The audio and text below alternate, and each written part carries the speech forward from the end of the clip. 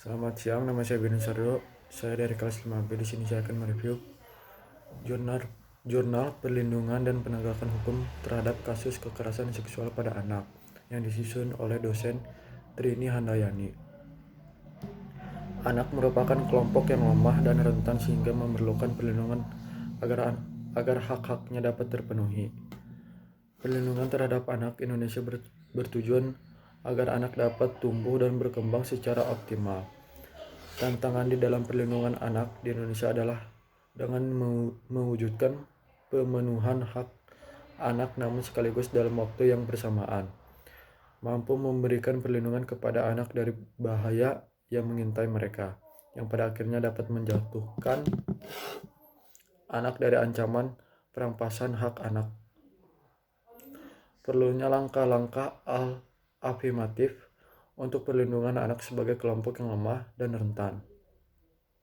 Tanggung jawab perlindungan anak terletak pada orang tua, maka orang tualah yang menjadi ujung tombak perlindungan anak. Sebagaimana tercantum dalam Undang-Undang tentang Hak Asasi Manusia Pasal 26 ayat 2 yang berbunyi, orang tua mempunyai hak pertama untuk memilih jenis pendidikan yang akan diberikan pada anaknya. Artinya, bahwa orang tua yang memutuskan tentang informasi maupun pendidikan yang terbaik bagi anak-anaknya. Ini sejalan dengan Undang-Undang Nomor 23 Tahun 2002. Sebagaimana diubah menjadi Undang-Undang Nomor 35 Tahun 2014 tentang Perlindungan Anak Pasal 10 yang menyatakan bahwa setiap anak berhak menyatakan dan didengar pendapatannya, menerima, mencari, dan memberikan informasi sesuai dengan tingkat kecerdasan dan usianya demi pengembangan dirinya sesuai dengan nilai-nilai kesusilaan dan kepatutan. Masa depan bangsa Indonesia terletak pada pundak anak-anak. Tetapi masih banyak anak-anak yang belum terpenuhi sebagai anak.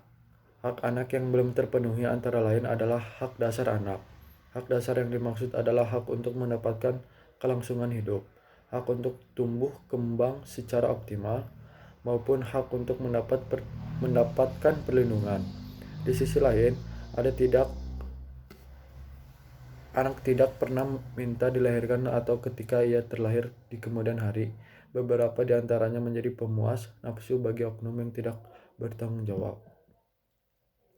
Kasus kekerasan seksual di Indonesia, baik di dalam lembaga pendidikan maupun di luar lembaga pendidikan dengan pelaku yang sudah sangat dikenal oleh korban. Jumlah korban sedemikian fantastis. Dengan korban semuanya adalah anak-anak yang merupakan kelompok rentan. Kekerasan seksual yang menimpa anak-anak Indonesia bukan saja terjadi di wilayah-wilayah yang rawan kekerasan, tetapi juga terjadi di wilayah yang seharusnya memberikan perlindungan terhadap anak seperti di lingkungan keluarga, lingkungan pendidikan anak seperti sekolah, dan lingkungan kesehatan seperti ruang pemeriksaan pasien. Pelaku kekerasan seksual terhadap anak juga tidak hanya dilakukan oleh orang lain yang tidak dikenal, namun juga dilakukan oleh orang-orang yang dikenali, dekat dan dipercaya anak, seperti keluarga, guru, dokter, teman, dan bahkan oleh aparat pemerintah, seperti polisi. Ini menandakan anak-anak terancam keselamatan dan berada di posisi yang sangat rentan di hampir semua wilayah sosial yang tersedia. Tingginya kasus kekerasan seksual pada anak menggambarkan rendahnya perhatian pemerintah terhadap permasalahan ini. Kekerasan seksual terhadap anak merupakan pelanggaran hak asasi manusia. Berat harus ditempatkan sebagai kejahatan luar biasa karena kerusakan yang disebabkan oleh mengancam masa depan generasi bangsa. Kekerasan seksual terhadap anak berarti juga telah merusak aset yang paling penting dan berharga dari negara, karena masa depan negara digantungkan pada anak-anak di masa sekarang.